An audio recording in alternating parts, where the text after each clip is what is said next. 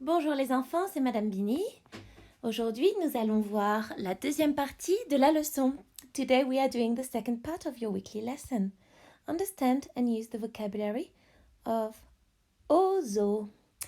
In English, in French, sorry, we don't say zoo, we say zo, comme ça. Zo.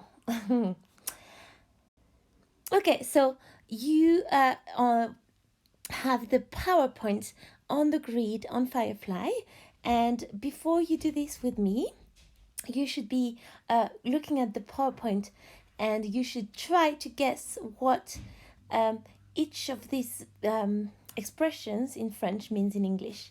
Guessing before knowing the answer is always a better way to learn.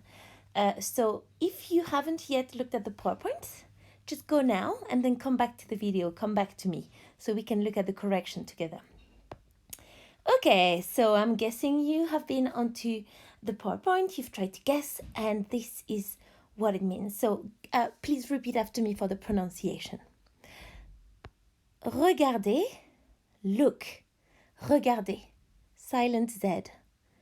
Ils sont beaux, ces lions. Ils sont beaux, les lions. Pardon, les lions. The lions are magnificent. Ils sont beaux, les lions. Un, oops, the H is silent. Qu'est-ce qu'il dit? Hein? Qu'est-ce qu'il dit? Hein? What is he saying? Il aime bien les lions. He likes the lion. Je vais le mettre plus grand. Voilà. Mais il préfère... Oups. Mais il préfère les éléphants. But he prefers the elephant. Moi, je préfère les crocodiles. Moi, je préfère les crocodiles. Me, I like the crocodiles more. Oh, little English mistake here. Crocodiles is not a word. Crocodile is the one. Regarde, look. Il y a des perroquets. They are parrots. Il y a des perroquets. De toutes les couleurs. Of all colors. Bleu, rouge, jaune, vert.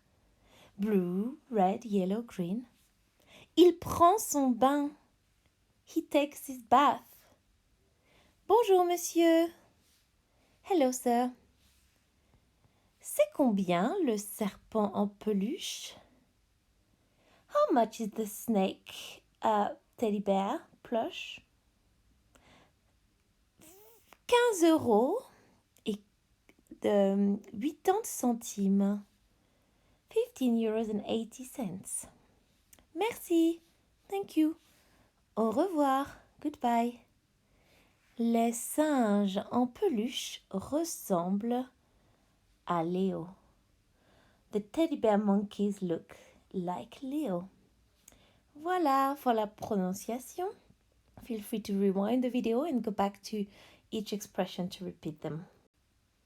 La question et la réponse. As you know, we don't just learn words, we put them into a context of dialogue. So, what is the main question for this lesson is, qu'est-ce que il y a dans ton zoo? Qu'est-ce que, as you know, is what? Qu'est-ce que il y a is there is. There is. Qu'est-ce que il y a dans, in, ton, your zoo. Your zoo. What is there in your zoo? Qu'est-ce qu'il y a dans ton zoo? Qu'est-ce qu'il y a dans ton zoo? Qu'est-ce qu'il y a dans ton zoo? And the answer is dans mon zoo, il y a un lion. Okay? Dans, in, mon zoo, my zoo, il y a, there is, un lion, a lion. Et, and, une girafe. Et une girafe. Et des oiseaux. And you can go on forever. So, you probably guessed that the main question and your task will be answering qu'est-ce qu'il y a dans ton zoo?